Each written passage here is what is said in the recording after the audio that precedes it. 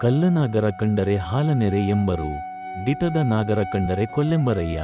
ಉಂಬ ಜಂಗಮ ಬಂದರೆ ನಡೆ ಎಂಬರು, ಉನ್ನದ ಲಿಂಗಕ್ಕೆ ಬೋನವ ಹಿಡಿಯೆಂಬರಯ್ಯ. ನಮ್ಮ ಕೂಡಲ ಸಂಗನ ಶರಣರ ಕಂಡು ಉದಾಸೀನವ ಮಾಡಿದಡೆ, ಕಲ್ಲು ತಾಗಿದ ಮಿಟ್ಟೆಯಂತಪ್ಪರಯ್ಯ. ಮೂಢನಂಬಿಕೆ ಮತ್ತು ಅರ್ಥವಿಲ್ಲದ ಪೂಜೆ ಹೇಗೆ ವ್ಯಕ್ತಿಯ ನಾಶಕ್ಕೆ ಕಾರಣವಾಗುತ್ತವೆ ಎಂಬುದನ್ನು ಈ ವಚನದಲ್ಲಿ ಉದಾಹರಣೆ ಸಹಿತವಾಗಿ ಹೇಳಿದ್ದಾರೆ. ಅರಳಿ ಮರದ ಕೆಳಗೆ ನಾಗರಕಟ್ಟೆಯಲ್ಲಿ ಇರುವ ಕಲ್ಲಿನ ನಾಗರ ಹಾವಿಗೆ ಜನರು ಧಾರಾಳವಾಗಿ ಹಾಲನೆರೆಯುವುದನ್ನು ಎಲ್ಲೆಲ್ಲೂ ಕಾಣಬಹುದು. ಆದರೆ ನಿಜವಾದ ಹಾವು ಎಲ್ಲಿಯಾದರೂ ಕಂಡುಬಂದರೆ ಕೂಡಲೇ ಅದನ್ನು ಕೊಲ್ಲು ಎಂದು ಹೇಳುತ್ತಾ ಕೊಂದೇ ಬಿಡುವರು. ನಾಗರಕಟ್ಟೆಯಲ್ಲಿ ಹಾಲೆರೆಯುವಾಗ ಇದ್ದ ಭಕ್ತಿ ದಿಟದ ನಾಗರ ಕಂಡ ಕ್ಷಣ ಮಾಯವಾಗಿ ಹಿಂಸಾಭಾವ ತಲೆ ಎತ್ತುತ್ತದೆ.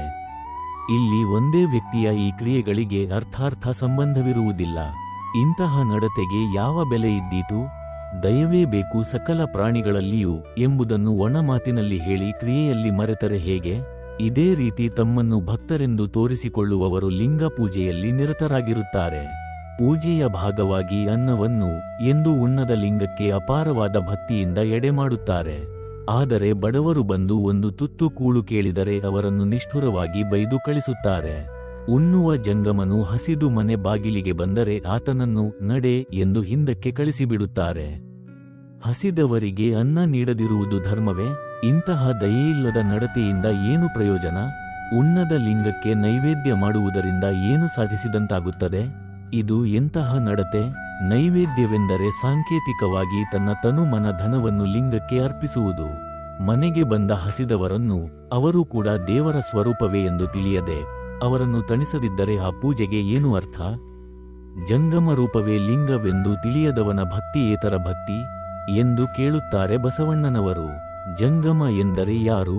ತನ್ನ ಅನುಭವದ ಬೆಳಕನ್ನು ಸುತ್ತಲಿನ ಸಮಾಜದ ಮೇಲೂ ಬೀರುವ ಕಾರ್ಯದಲ್ಲಿ ನಿರತನಾಗಿರುತ್ತಾನೆ. ಮೇಲೇರಿ ಕಂಡುದನ್ನು ಇಳಿದು ಕಟ್ಟುವ ಕ್ರಿಯಾಶೀಲನಾಗುತ್ತಾನೆ. ಧನದಲ್ಲಿ ಶುಚಿ, ಪ್ರಾಣದಲ್ಲಿ ನಿರ್ಭಯನಾಗಿ ಈಗಲೂ ಆತ ದುಡಿಯುತ್ತಾನೆ.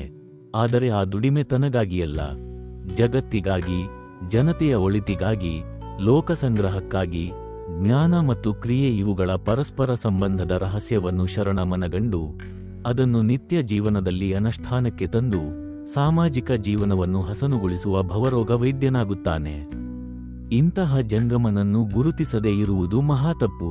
ಆದರೆ ಇದು ಎಲ್ಲರೂ ಮಾಡುವಂತಹ ತಪ್ಪು. ಸ್ವತಃ ಬಸವಣ್ಣನವರು ಈ ತಪ್ಪು ಮಾಡಿರುವುದನ್ನು ನಾವು ಕಾಣುತ್ತೇವೆ. ಅವರು ಲಿಂಗ ಪೂಜೆಯಲ್ಲಿ ನಿರತರಾದಾಗ ಅಲ್ಲಮಪ್ರಭುಗಳು ಅವರ ಮನೆ ಬಾಗಿಲಿಗೆ ಬರುತ್ತಾರೆ. ಆದರೆ ಅವರನ್ನು ಮರೆತು ಬಸವಣ್ಣನವರು ಪೂಜೆಯಲ್ಲಿಯೇ ನಿರತರಾದಾಗ ಪ್ರಭುಗಳು ಕೋಪದಿಂದ ಹೊರಡಲುದ್ಯುಕ್ತರಾಗುತ್ತಾರೆ. ಅದೇ ಸಮಯದಲ್ಲಿ ಚೆನ್ನಬಸವಣ್ಣನವರ ಸಮಯ ಪ್ರಜ್ಞೆಯಿಂದ ಎಲ್ಲವೂ ಸರಿ ಹೋಗುತ್ತದೆ. ಅಲ್ಲಮರು ಕರುಣೆಗೊಂಡು ಅವರನ್ನು ಕ್ಷಮಿಸಿದ್ದರಿಂದ ಬಸವಣ್ಣನವರಿಗೆ ಜೀವದಾನವಾದಂತಾಗುತ್ತದೆ. ಬಸವಣ್ಣನವರು ಪಶ್ಚಾತ್ತಾಪದಲ್ಲಿ ಬೆಂದು ಹೋಗುತ್ತಾರೆ. ಆ ಪ್ರಸಂಗ ಅವರನ್ನು ಇನ್ನೂ ಎಚ್ಚರದಿಂದಿರುವಂತೆ ಮಾಡುತ್ತದೆ.